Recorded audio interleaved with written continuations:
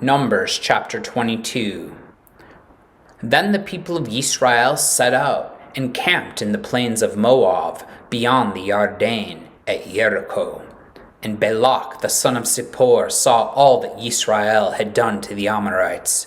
And Moab was in great dread of the people, because they were many. Moab was overcome with fear of the people of Yisra'el. And Moab said to the elders of Midyan, "This horde will now lick up all that is around us, as the ox licks up the grass of the field." So Balaq, the son of Tsippor, who was king of Moab at that time, sent messengers to Bil'am, the son of Beor at Pethor, which is near the river in the land of the people of Amaw, to call him, saying, "Behold, a people has come out of Mitsrayim. They cover the face of the earth, and they are dwelling opposite me. Come now, curse this people for me, since they are too mighty for me. Perhaps I shall be able to defeat them and drive them from the land. For I know that he whom you bless is blessed, and he whom you curse is cursed." So the elders of Moab and the elders of Midyan departed with the fees for divination in their hand. And they came to Bil'am and gave him Balaq's message. And he said to them, "Lodge here tonight, and I will bring back word to you, as Yahweh speaks to me." So the princes of Moab stayed with Bil'am. And Elohim came to Bil'am and said, "Who are these men with you?"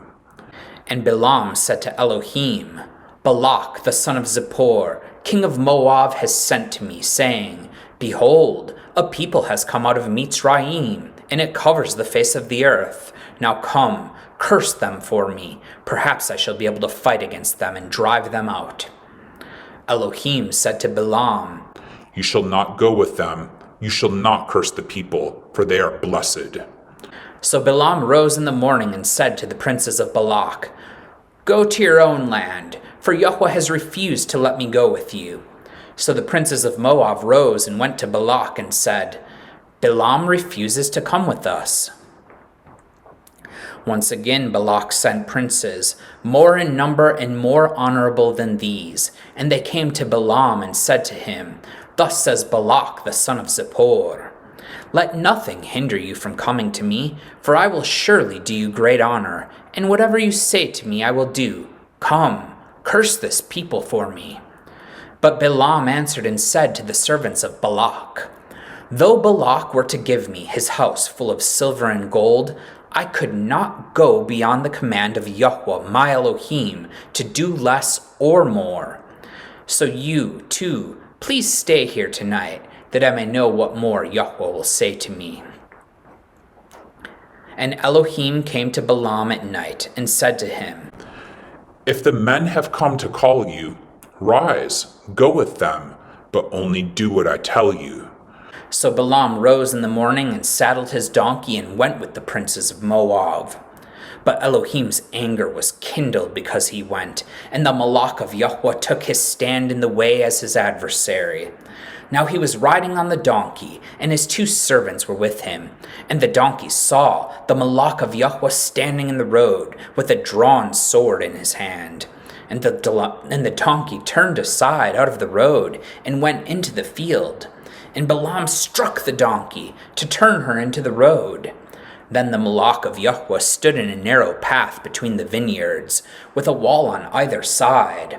And when the donkey saw the Balaq of Yahweh, she pushed against the wall and pressed Bil'am's foot against the wall. So he struck her again. Then the Balaq of Yahweh went ahead and stood in a narrow place where there was no way to turn, either to the right or to the left. When the donkey saw the Balaq of Yahweh, she lay down under Bil'am. And Bil'am's anger was kindled, and he struck the donkey with his staff. Then Yahweh opened the mouth of the donkey, and she said to Bil'am, "What have I done to you, that you have struck me these 3 times?" And Bil'am said to the donkey, "Because you have made a fool of me. I wish I had a sword in my hand, for then I would kill you." And the donkey said to Bil'am, "Am I not your donkey, on which you have ridden all your life long to this day? Is it my habit to treat you this way?" And he said, No. Then Yahweh opened the eyes of Bil'am, and he saw the Balaq of Yahweh standing in the way, and his drawn sword in his hand. And he bowed down and fell on his face. And the Balaq of Yahweh said to him, Why have you struck your donkey these 3 times? Behold, I have come out to oppose you, because your way is perverse before me. The donkey saw me and turned aside before me these 3 times. If she had not turned aside from me, surely just now I would have killed you and let her live. Then Bil'am said to the Balaq of Yahweh, I have sinned, for I did not know that you stood in the road against me. Now therefore, if it is evil in your sight, I will turn back. And the Balaq of Yahweh said to Bil'am, Go with the men, but speak only the word that I tell you. So Bil'am went on with the princes of Balaq. When Balaq heard that Bil'am had come, he went out to meet him at the city of Moab, on the border formed by the Arnon, at the extremity of the border. And Balaq said to Bil'am, Did I not send to you to call you? Why did you not come to me? Am I not able to honor you? Bil'am said to Balaq, Behold, I have come to you. Have I now any power of my own to speak anything? The word that Elohim puts in my mouth, that must I speak. Then Bil'am went with Balaq, and they came to Kiriath Hutzoph. And Balaq sacrificed oxen and sheep, and sent for Bil'am and for the princes who were with him. And in the morning Balaq took Bil'am, and brought him up to the high places of Baal. And from there he saw a fraction of the people. Amen.